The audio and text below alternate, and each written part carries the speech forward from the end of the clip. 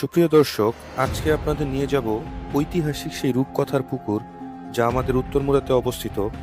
কিন্তু বর্তমানে এটি আসলে একটি ময়লার ভাগাড়। আর এখানেই বিভিন্ন জনের সাথে ঘটে যায় রূপকথার বিভিন্ন কাহিনী। এখানেই কাঁচা পয়সার কলস চোখে পড়ে এক কিশোরের।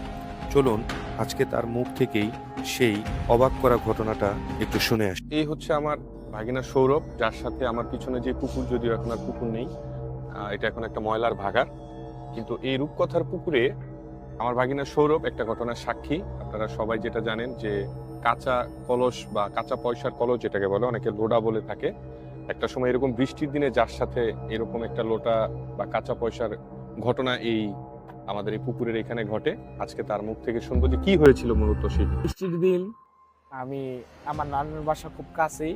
তো আমি আমার বাসা থেকে আসতেছি, এই জায়গা থেকে আসতেছি।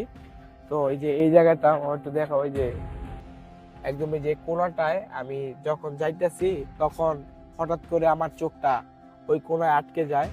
তো দেখলাম একটা কলস, যেটাকে আর কি লোডা বলে, আরো প্রায় 2-3 বছর আগের ঘটনা। তো আমি যাইতে সময় দেখলাম ওই জায়গায় আমার চোখটা পড়ে গেল। তো ওই জায়গায় দেখলাম যে খুব চকচকে কলসের মুখটা বের হয়ে রয়েছে, ভিতর আরো চকচক করতেছে। তখন এই খেজুর গাছটা আরো ছোট ছিল। তো আমি তখন ছোট, কিচ্ছুই বুঝতাম না।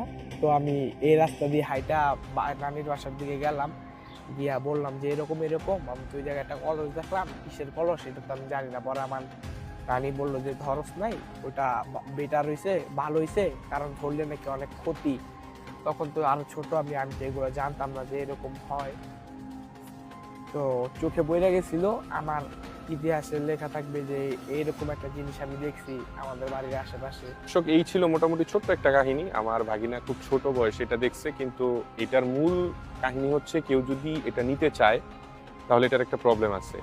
এটা আপনাকে হয়তো রাতে স্বপ্নে দেখাবে, এটা নেওয়ার জন্য সবাইকে দেখাবে না, কিন্তু আবার আপনাকে এখানে বিশাল একটা বিসর্জন দিতে হবে, হয় মুরগি দিতে হবে নয় মোরগ দিতে হবে। এর মানে হচ্ছে আপনি যদি এই ধরনের কাঁচা পয়সা পান, তাহলে হয় আপনার ছেলে মারা যাবে, অথবা আপনার মেয়ে মারা যাবে, অথবা আপনার বংশের যে কোনো একজন নিখোঁজ হয়ে যাবে, যে কোনোভাবেই হারিয়ে যাবে।